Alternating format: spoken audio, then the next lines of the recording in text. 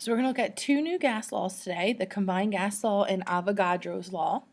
So the combined gas law is exactly what it sounds like. It combines the three previous gas laws that we studied, Boyle's, Charles, and Gay-Lussac's law. So you combine them into a single huge law called the combined gas law. So if you look at the formula here, notice, remember, there are four variables for gases that we look at: pressure, volume, temperature, and the amount of gas.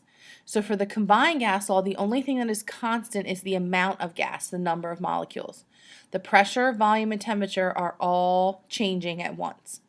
So the formula is P1V1 over T1 equals P2V2 over T2. Remember, the ones you can think of as the original, the two as the new set of conditions, or just all the ones are the same set and all the twos are the same set. So we look at a sample problem.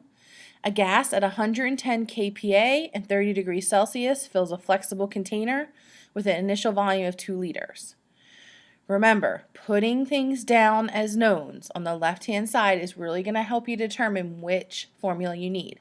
So notice I write the pressure, 110 kPa, the temperature, and I take that 30 degrees and change it to Kelvin, and the volume, 2 liters.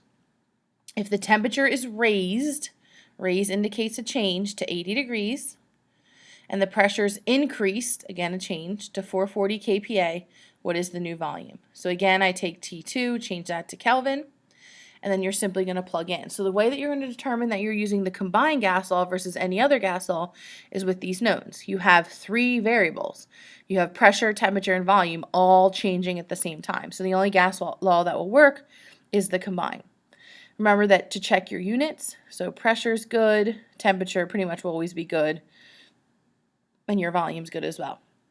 So you take your formula, P1V1T1 equals P2V2T2, you plug in your numbers here, solve for V2, and you should get 0.58 liters. Avogadro's principle is named after the same guy that did Avogadro's number, and he stated that equal volumes of gas at the same temperature and pressure contain equal number of particles. This is that idea of 1 mole equals 22.4 liters. So for example, 1,000 relatively large krypton gas particles occupy the same volume as 1,000 much smaller helium particles. The key is the same temperature and pressure, STP. At the same temperature and pressure, Avogadro's principle holds true. So this is also called molar volume, which is the idea that at STP, 1 mole of any gas is equal to 22.4 liters. So we've talked about this enough now. You should be familiar with this. You should be familiar with what STP is. And molar volume is just that conversion. 1 mole equals 22.4 liters of gas.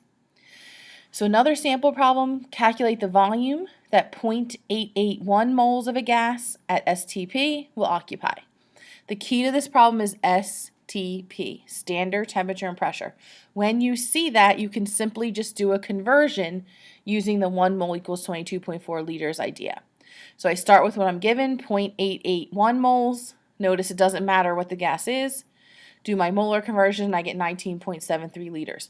You can only do this at STP. If your temperature and pressure is anything other than 1 atmosphere and 0 degrees Celsius, this will not hold true.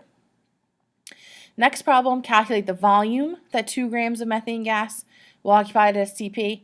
So again, STP, a bell should ring in your head, ding, ding, ding, I can use that molar volume.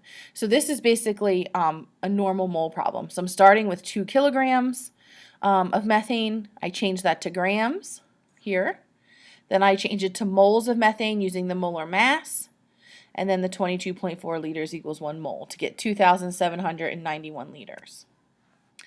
Avogadro's law takes advantage of this molar volume idea, and it says that the volume of a gas is directly related to the number of moles of a gas. So remember, these are direct. As one goes up, the other goes up. As one doubles, the other doubles. So the formula here is V1 over N1 equals V2 over N2. Remember, the ones are the original, the twos are the new. So what this is basically saying is the greater the number of moles of gas, the greater the volume they will occupy. And that concludes this lecture.